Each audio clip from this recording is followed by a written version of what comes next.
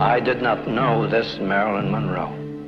We gathered here today knew only Marilyn, a warm human being, impulsive and shy, sensitive and fear of rejection, yet ever avid for life and reaching out for fulfillment.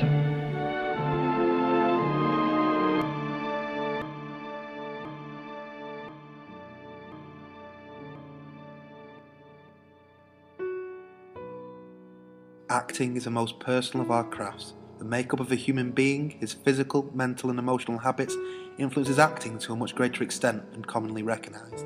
This was claimed by director and acting teacher Lee Strasberg, who pioneered a collection of acting techniques formerly known as the method. But can these physical, mental and emotional habits influence an actor's life to a greater, more dangerous level? We hear of eccentric actors like Daniel Day-Lewis who would not leave a wheelchair even outside of takes for his part in My Left Foot. But what about when method acting brings a person's physical, mental and emotional health into question? Day-Lewis, when during the film of Gangs of New York, refused to be treated for pneumonia because the medical treatments did not exist at the time when the film was set.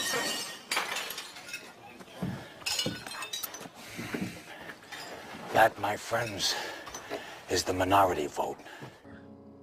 The most famous woman of the 20th century, Marilyn Monroe, lived a glamorous lifestyle in the years leading up to her death. But her past traumas were many and great, carried with her from her early years when she was known as Norma Jean Baker. She barely knew her father, and her mother was transferred to a psychiatric institution. She later became part of Lee Strasberg's actor studio in New York, where her past would come back to haunt her through techniques which involved emotional recall. On August 5th, 1962, most seeming virtuous queen. Oh, Hamlet. I don't see it as normal. I see it as an art. In regards to kind of an acting method, I guess what people are looking for now, in film culture especially, is a very real performance, and people are looking for actors that can just translate real life. Acting is such a personal thing. Everyone is individual, and you're asked, your work is releasing or showing the emotions of human beings, and everyone is different. Revenge is foul and most unnatural murder! I have worried in the past about myself and the effects of method acting, particularly when you go through a personal trauma and you are required to be method acting alongside of it. It can be very difficult to do the two things at the same time. I've learnt boundaries, and I can now stop things from going any further, and personally be in control. I'm lucky that I've learnt where my boundaries are, or where they seem to be now, and where they'll grow to. But I do worry. It's something I'm always aware of. I don't know whether it's ethical. I'm prepared to do it, and I understand from experience that the only person that's going to keep myself safe is me. we went to the East 15 Acting School on the outskirts of London in Debden, Essex, a school which actively practices method acting.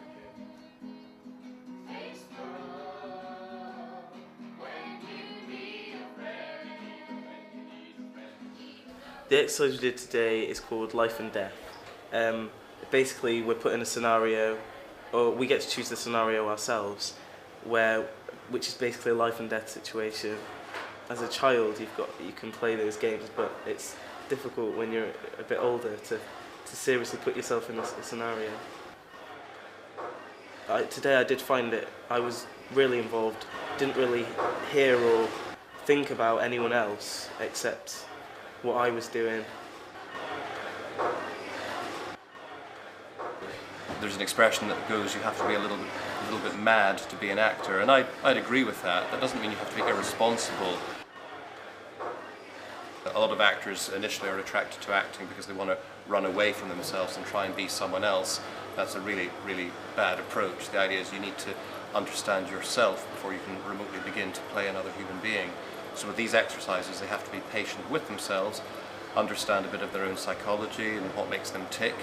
And I suppose that might be slightly methody, encouraging them to use their own experiences and imagination. But yeah, it's heading along that line of method acting. Bang! Go to the bins! On the 22nd of January 2008, talented actor Heath Ledger was found dead in his apartment after an overdose of sleeping pills. Despite being unintentional, he was suffering from depression stemming from a breakup with his partner, Michelle Williams. After the breakup, Ledger consumed himself with work, taking on the role of a psychotic Joker in The Dark Knight. It is suggested that his method acting techniques could have led to his depression and possibly his death. In terms of my own experiences, I've had mental illness and I've been in mental hospital. So for me personally, I think it really helped me on many levels because there is stigma around mental illness. There's definitely stigma around being put in a mental hospital. There's a lot of stigma, mainly because of ignorance and fear, but nonetheless it's there. So for me, to be with my peers who already knew, because when you're at drama school things are very intense, you get very close, so I'd already found that a very accepting experience. But getting to portray somebody, suddenly my experiences, they were really valid. The director was often asking me questions and saying, would this happen, would that happen? And I could answer, because I'd been there and I was like the expert, and suddenly, so for me personally at that point in my life, it was really validating in a really positive way. It's like being able to relive something, but where I'm in control, because I'm acting. And again, it's not therapy. I'm not sort of being unravelled and it's going to be really difficult and I'm going to feel all wobbly when I go home. It's not that at all, because I've had a lot of therapy. An actor brings their life experience to the table, so that's all part of what they bring. That's who they are, and that's what you bring as an actor.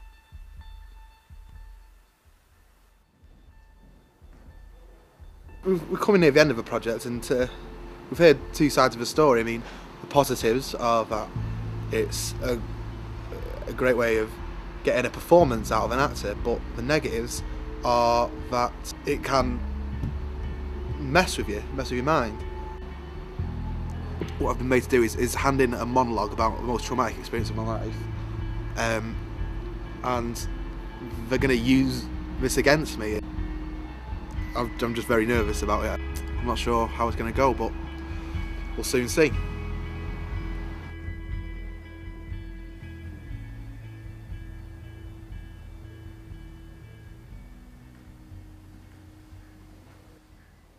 Just before you open your eyes, it's just you and your dad. Nobody else is in. Your mum and your brother have gone out. So you can feel absolute freedom to tell your dad exactly how you feel and anything you want to tell him. Complete freedom, it's just you two on your own.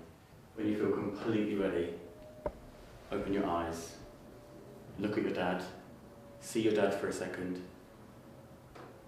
and then just tell him exactly how you feel, exactly how the decision that he and your mother made affected you. When you're ready, mate. I'm just sorry for what's happened. I mean, I know it's not my fault, but I feel sorry for you. I don't know the facts, but it must be sad what you're going through. But I don't think you thought of me. You did. But it's left at the time. But now I need to be so.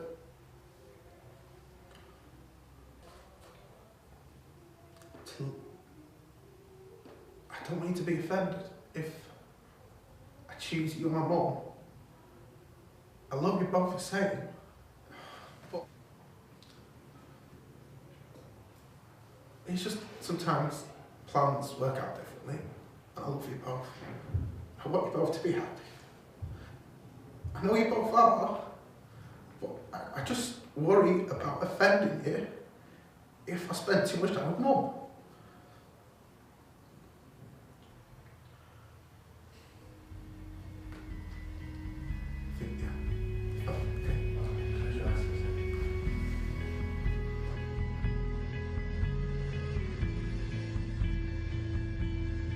I didn't think I'd get so emotional.